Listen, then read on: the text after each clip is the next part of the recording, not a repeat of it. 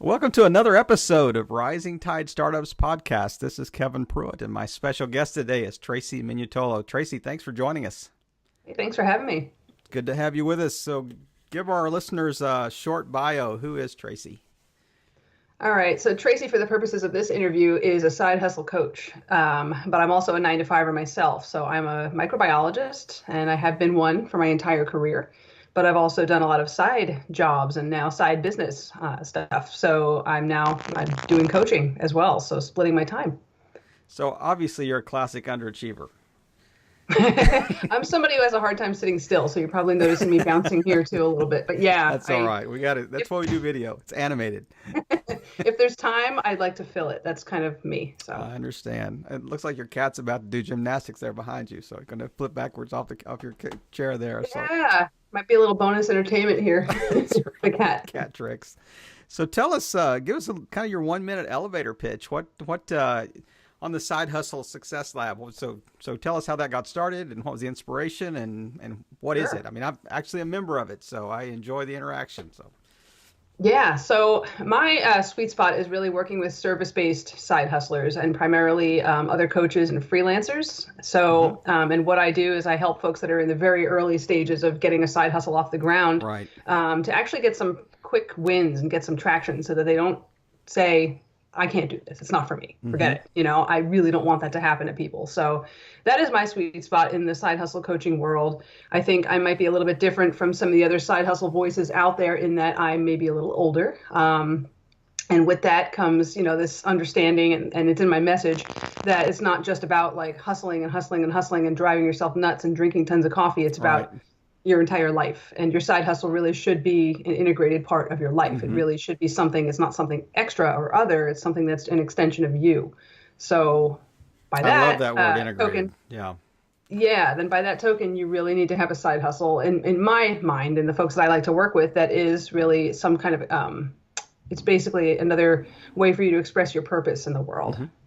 So you just don't wake up one day and decide I'm a coach. So kind of tell us what's the short story behind that says, okay, these were some side hustles that I did that were successful, and thus, the lessons I learned there I could transfer to people that I work with now as a coach. Yeah, exactly. So no, I never thought I was going to end up being a coach. This wasn't really even in the plan at all. My first side business was a virtual assistant business working with podcasters. Specifically podcasters in like personal development and career in the career space. Right. And I had a client who was amazing, and he actually had me doing tons of stuff all over the business, everything from, working behind the scenes, coordinating guests and doing that kind of thing, getting them ready for the interview, to basically managing his online communities on Facebook. So I was in there and I was kind of interacting with folks. I was known in there, responding to questions, doing some maybe light advising, right. Career advice. And so when it came time, he wanted to create a side business program. So he had primarily career stuff, but he was actually getting requests to do something for side business. So he was building that out. He wanted to do a mastermind version, like small group coaching. And he said, you know what? I'd really love your help coaching this thing. And I was like, me? And he's like, yeah, you're doing this thing. You're doing the thing. That He you said, you're currently doing it. So yeah, Yep. Do you have not going to get paid for? Yeah. Yeah. Like you're already, doing this and, you'd be great. And I was like, oh, okay. So that's an indication I should probably take him up on the opportunity. And that's what led me into, I did a 6-month coaching stint with him in that program, basically like an apprenticeship kind of, and then went off and did my own thing. So what else what are some things that you've tried that maybe weren't as successful as a side hustle? Well, I would say all in all, the VA one, I did it for 2 years, but in the end, all of this was sort of coming together at the same time as I was realizing that, I wasn't going to make the money that I had wanted to make with that. I guess my financial aspirations and what I was doing just wasn't adding up. And I just came to this stark realization that I was either going to need to really raise my rates or like take on a bunch more clients. And none of those things sounded like what I wanted to do. And, just having these kind of like moments in the car driving to work, like, what am I going to do? What am I going to do? So this coaching opportunity presented itself, and it actually just became a thing where I was tapering off the VA stuff and going more and more all into the coaching. And it kind of transition pretty smoothly, but it was a lot of work for a period of time where I was doing both. Yeah, in essence, I mean, it sounds like that initially all you did was create another job for yourself. Yeah, So, it's easy to how do do that. you, and absolutely, and I think that's, I mean, that's a great lesson for, our listeners that if you're looking at a side hustle is how can you, what's that old adage that says, how can you work on your business instead of in your business? And that's one thing that if you listen to previous podcasts, a lot of guests talk about that. The time management, the fact that all I've done is just recreate something here. That I'm now just working for more people. I have more bosses now. Yes. So that's great that you touched on that. So, what you're in the process of starting this, and so let's talk about the VA business. If you don't mind, I mean, this seems to be a common theme. So we have some other people that have been listeners that have interacted, socially with the rising tide. What is kind of the average going rate for a VA in the States? I mean, per hour. Was there a range? Because I can't imagine you would do this for the same that you would be making, at McDonald's or something like that, because it just wouldn't be worth your time. I mean, so what would be the average going rate?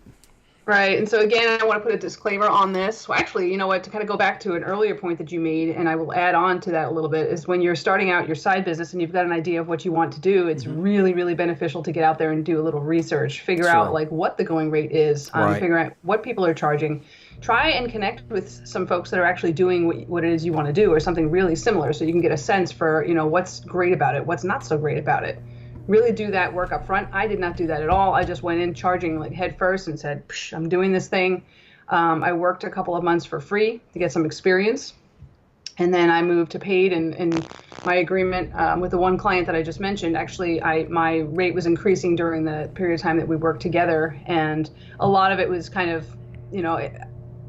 it was just kind of a negotiation back and forth with myself and him. So it was really kind of not what I would do if I started things over and had to do that business over again. But it was something I needed to get through and needed to learn. But I did everything on a retainer basis. I just had like a monthly set fee for a set list of tasks. That's how I worked mine. And I think that worked out best for me. And it doesn't, that way, if you're faster at something or, tasks take different amounts of time, like the retainer actually kind of, if you price it right, can work all that stuff in. And it actually ends up not having, then you're not really having the discussion as much on the per hour. What is your rate per hour? Yep. And you're it's not more penalized. About what are you getting done? Yeah. It's more like, what are the deliverables? Efficient. What are the, Yep. Right. I'm sorry. I didn't mean to cut you off. I didn't want to put words in your mouth. Go ahead. But just the idea that the better you get at it, the less hours it would take, and you're actually penalizing yourself, for, I can do that in 10 hours now. I know it took 15 last month. So you just cut your own rate. So since you started the kind of the coaching side of things, what would you say would be your lowest point that you've encountered in that new space? Well, it's interesting because you're catching me at a really interesting time in my business. I'm about 2 years in now with this, and right before the holidays, I was actually having, I was just kind of feeling tired and feeling kind of low, losing a little bit of momentum. And what I started to realize was really that, the way, and you said, you mentioned you're a member of my Facebook group. Yep. What I've done in there is a weekly Sunday brunch, Facebook Live, and I had brought in experts in all different areas to come in and do workshops in the group. And what I realized over time is just that I was serving up, what people said that they wanted. I want to learn about logos. I want to learn about websites. I want this and that. I want, Facebook ads. I want it. So I was like, okay, I'll go get somebody who can come and teach. Let's do this. But what I ended up realizing is two things. One, I was essentially every week I was giving my platform away and letting other people come in and teach things that, for the most part, most of those things I know a little bit about, I can teach. But here's the other part. The people that are in my group, I did some polling there, and on my list, 25% of them had never even had a paying client. And they're worried about, should I use Trello? Should I use Asana? Sure. Should I do this? Should I do that? Should I Facebook ads or this or that? And I'm like, whoa, guys, whoa. Yeah. We're taking things back to basics. So, that really was like a point in time where I was just like, what am I doing with this thing? Like, what am I doing? I've done this for 2 years. I've, pulled the group time and time again, really, really trying to deliver what people want. But, I'm not really clear on it, exactly what it is like I want to provide in the Right. group. So it was really, really interesting for me. And so I've ended up working with a coach. And so part of it too is, just that realization that I needed to bring things back to basics. I needed to take the mic back Mm-hmm. and, kind of bring some of what I do in my one-to-one coaching, bring more of that into the group. And now the group, I know we're going to talk about high points. So that's kind of where I'm headed now. But it's been, a period of several months of this sort of transition that's happening. And it's happening in tandem with me actually moving into a new role in my day job, which has put more hours on my schedule for me. And, my hours are changing a little bit. So things are kind of very interesting at the moment.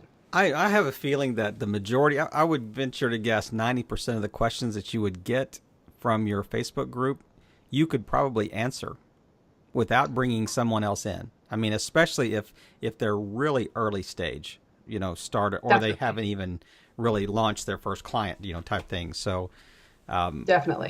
so you could, it's like a win-win, you keep the platform, but you also, can provide that value to your audience. So, and you certainly have. I mean, just the times that I've seen your interaction and even interacting with me. I mean, I couldn't even figure out how to post a link in your Facebook group until you walked me through that process, really early. So it was just good to. You do such a great job. I've told you before. You did such a great job of moderating that group. And I appreciate that. making Thank everyone you. feel welcome, and there is no stupid question, that's ever posted, and there's no Yep. no Facebook shaming going on in the group. Not in that group. Not No that, that's way, right. no way. Not Yeah, in that anybody one. does that and they're out.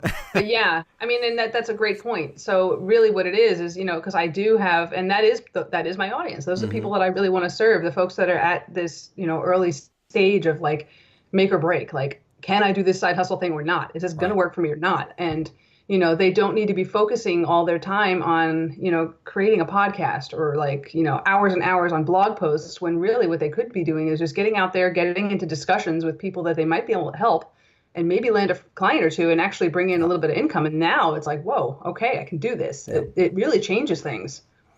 I don't want to get you in trouble with your daytime employer by any stretch of the imagination, but what if this blows up? What if the side hustle thing Yeah, blows what if up? this thing just blows up? I mean, you come to that fork in the road, and it's your Yogi Berra said, when you come to a fork in the Yeah, road, right. take it. I am taking it right now. I'm actually in a really interesting place with my I keep saying that, but it's true. It's this point in time is very different for me. Uh-huh. But with my day job, I'm actually, for the first time, going to be doing something outside of the microbiology lab. I'm going to be doing something brand new that I've been involved in sort of extracurricularly. I don't know if you're familiar with lean manufacturing, like lean Six Sigma Absolutely. stuff, Yeah. continuous improvement. So Yeah. my role now is 100% continuous improvement. I am a dedicated resource to helping to, make huge, huge improvements in my workplace, in our facility. And it's just going to be awesome. Because I spent my whole career on the bench as a microbiologist. So Right. this is kind of super cool. And I'm really excited about that. So I don't have any plans to quit my day job anytime soon. I'm still learning a ton, getting a ton of training. Mm-hmm. And the great thing is a lot of the stuff that I'm learning through my job are things that I can take and apply in the group and actually incorporate into my coaching.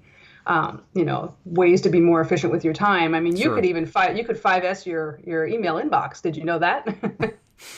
Yeah, that's. I mean, I think back of the, very early in the interview, you talked about, you really wanted to work with service-based side hustlers and how they can integrate their side hustle with what their kind of their daytime job is, and you're actually walking that out. You're modeling that for your group in this work transition that you're in the middle of right now, and absolutely, I see a complete overlap between what you're going to learn in, as you gain certifications, as you go to training courses, and plus you've had that background in the lab, so you can also, the people that you're trying to help with continuous improvement within the company. I mean, you've been one. You're Yep. just not coming from outside. You've walked their path, before, so you understand exactly what they're facing. So that is really interesting, the transition, and like you said, I mean, you've mentioned that a couple of times, but. So tell me, what would you say would be, since you started kind of the lab and coaching, what have been, say, one or two of the pain points that you've experienced, or obstacles that you've encountered that maybe our listeners could even speak into and help you with? Yeah. So one of the things right now is just, it's funny enough, there's a reason for this too. Mm-hmm. I always say that everything that I coach other folks on, it always serves as a reminder for myself all the time. It's like when I Sure. say things, it's not just for you, it's for That's me right. too. But one of the biggest things is just really just being consistent with the work that I'm doing for my side hustle, keeping things moving forward and not letting anything slip, as my Mm. hours at work are a little different now. I used to count on a bunch of time in the morning to do work. Like I would Right. go into the day job, I'd leave my house at 8:30 my time. So I'd get up at 5:30. So that gives me a nice chunk of time. Now I'm going to have to dial back the starting time. Some days Mm-hmm. it's going to be, maybe an hour or 2 hours earlier to be into work. That's going to really, really cause problems. So part of it is just kind of, I can rework my schedule. I use something called a time blocking method. So I Mm-hmm. actually do kind of have a map of what my week looks like, and I'm Right. going to be working with that. But yeah, right now it's just keeping consistent, keeping energy up. That's been a big challenge lately. And the other pain point is really just getting my audience growing. So I've Mm. been doing quite a few things. I've done lots of interviews like this. I think I'm going to start focusing more in the video realm, doing more things like Facebook Lives Mm-hmm. with folks, Yep. just mainly because my main center, I guess, of my universe is on Facebook. Right. My folks are on Facebook, and that's where I'm really looking to like bring people that see me somewhere, hear me. I really want them to come back to the group. Mm-hmm. So that's going to be my focus. But yeah, if your audience has feedback, I'm really looking forward to hearing that too about what's worked for them and Sure. what could work. So tell me one thing that, I mean, I've listened to literally thousands of podcasts, and the podcasters that are highly successful talk about, they have a presence on Facebook, but they also talk about that you have to maintain like an email list outside of Facebook, hmm in case Facebook just decides, well, we're out of the business tomorrow. You would hate to see your entire business just go down the tubes. Yeah, right. What's kind of your, or do you have a backstop, or what would you say would be your, your kind of the foundation outside of Facebook that you're also building kind of in tandem with your Facebook group? Yeah, that's an email list. So I am working really hard to get a lot of folks from the group onto the email list. Mm-hmm. Yeah, and so I'm doing daily emails, and my intent with that was really to create the same sort of, not the same, but a way to continue the conversation. Sure. It was always like ongoing conversation. Like if people have questions for me, if they want to reach out, if they just want to vent about something, that they Mm-hmm. know I'm available, and not just in the group, but you can almost have like a little bit more of a private conversation if you Right. want to hit reply and talk to me on email. So I'm always here. So I've had a lot of fun with that. I started daily emails back around Thanksgiving, and I Mm-hmm. haven't stopped yet. And when I say daily, it really is daily. It's not weekdays, it's every day, Wow. holidays included. And it's been a lot of fun. I think it's improved my writing for Mm-hmm. sure. That's And impressive. That's hard to do. yeah, That's difficult to do. So how, I mean, is it, you talking about a paragraph? You talking about 500 words? What do you strive for daily? Just give them one piece of good content? yeah. So they vary in length, but that's exactly it. So I always ask myself before I sit down to write any of these, what's the main thing I want to communicate today, and how is it going to help? Right. How is it going to help my readers? So a lot of times it is just a short little tip or something. Lately this past week I've done what I've called time tips. So Mm-hmm. ways that folks can kind of get more focus in what they're doing, save a little bit of time here and there. But yeah, or it'll be like promoting my upcoming brunch workshop on Sunday. Yep. So it depends on the day, but usually they're very bite-sized. Well, you mentioned before we turned the recorder on that you had seen the podcast with Greg Clunas. Have you had any interaction with Greg? I know we're Facebook friends, Mm-hmm. but no, Because we're connected. Yeah, that's why I recognized the name, and I was like, oh yeah, okay, cool. Let me listen. there seems to be a lot of synergy between what you're both trying to do. So that'd be good to make that connection, and you can certainly tell him that I recommended you reach out and get in touch with him. But I think Okay. that he does a podcast called Tiny Leaps, Big Changes. And it virtually is the podcast version of what you try to do with your daily email. So it's just really Awesome. I love the synergy in the guests that we've had, even in the short time it's, this podcast has been live, just the interaction that we've had even off camera and, through email and through phone calls and stuff like that. So as this grows, I'm really looking forward to seeing the networking power of just having, this wide variety of startups and kind of side hustlers and solo businesses just, engaging in this space. And it's been really neat to see how much people want to help others. Yeah. Oh, for sure. It's kind of the whole basis of what I've been trying to do through, this rising tide. It is the rising tide, lifts all boats. So, how can we kind of build that in? But so as we head to the kind of the final portion of the interview, I want to dive a little deeper and get inside your head here and in this area. It's a scary place. I warn you. Yeah, for most of us, it's a very scary place. That's right.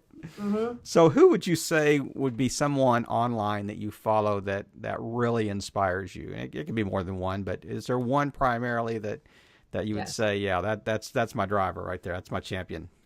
Yes. And I followed a lot of people, and I do follow a lot of people, but the one person that kind of, can I cuss on here? Can I say a curse word? Sure. Okay. All right. You may not leave it in, but go ahead. Yeah, the one person that I have found in the past year who's really been able to cut through the BS and really just kind of I don't even know. It's just something about his demeanor, his personality that really just spoke to me. I was like, that is my kind of person.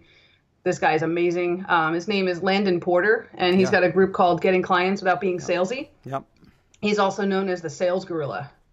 He's just an awesome, awesome dude. And a huge part of his message is really in terms of attraction marketing, bringing folks to you who are a fit to work with you. Yep. A huge part of that, and I love the way he says it, is he just says you need to give yourself permission to be your effing weird self, be yourself. Yeah. And that is what I've been embracing, and that's what, through this little transition that I was talking about earlier, it's all been, that's been wrapped up at every step of the way into it. So yeah, that is good. And he is extremely good at what he does.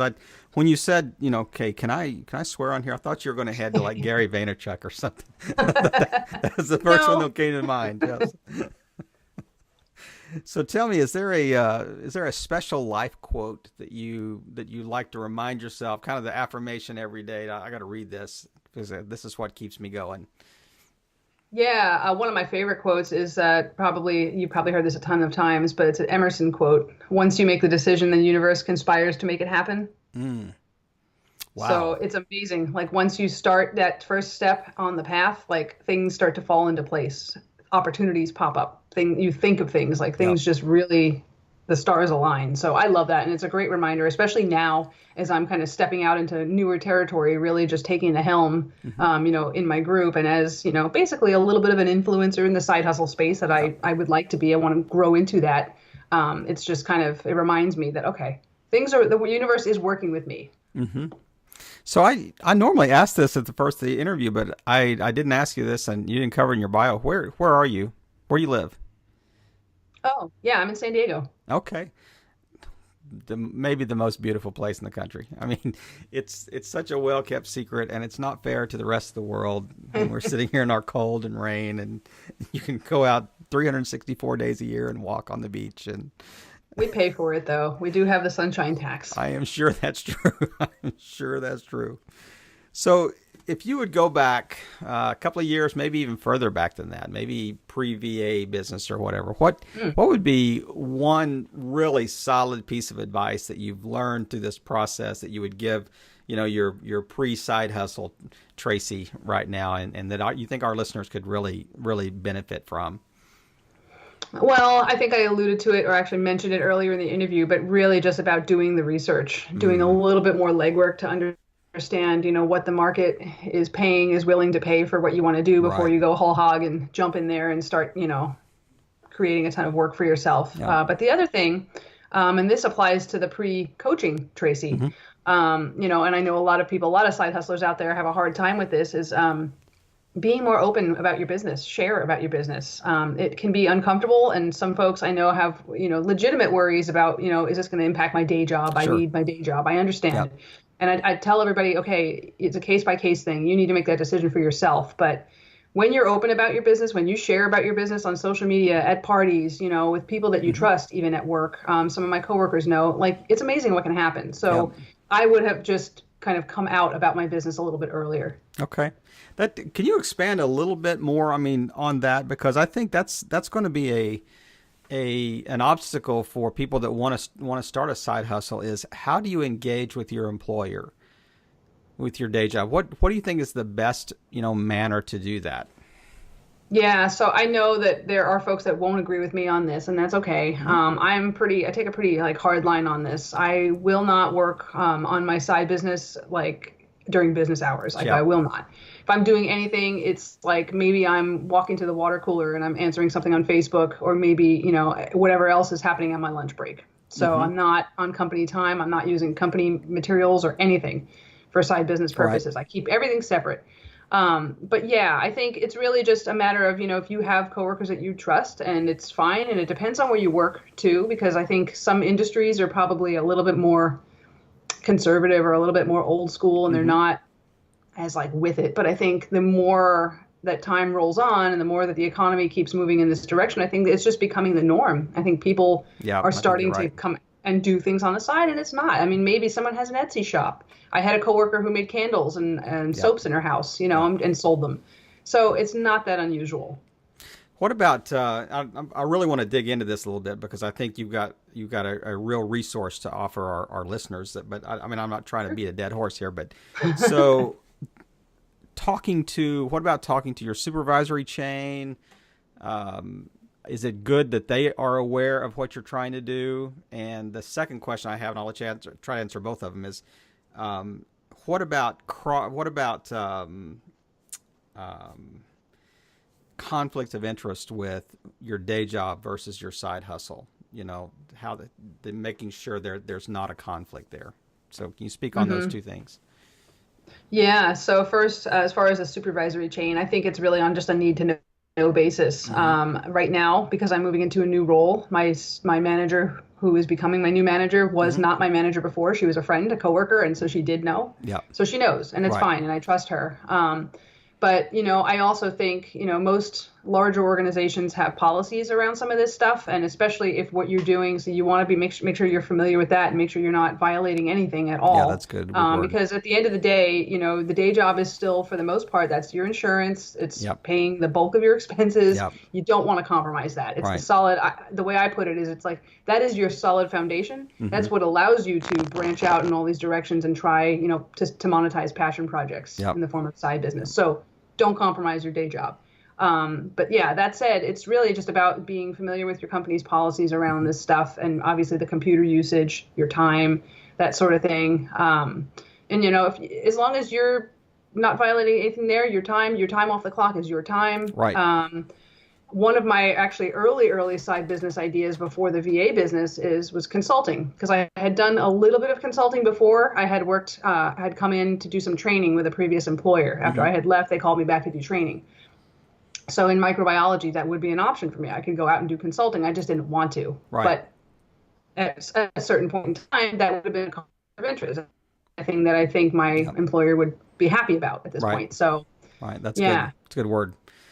Yeah. That you do certainly want to avoid conflicts of interest, and I like the idea of almost a need to know. I mean, you want to be fair because I mean, this is my employer. I face the same thing. I mean, I have a 9 to 5, day job Monday through Friday, and I do just like you do. I mean, I try to jealously guard that time and do this kind of side podcast in evenings and Hmm. weekends. So that's why the interview schedules are generally on Saturdays. So Yeah, and that's the that's way why it's I'm worked out. available. That's right. That's Yep. exactly right. So, well, Tracy, is there anything that we haven't touched on that you want to add to this? Any interesting tidbit you think would be helpful for our listeners?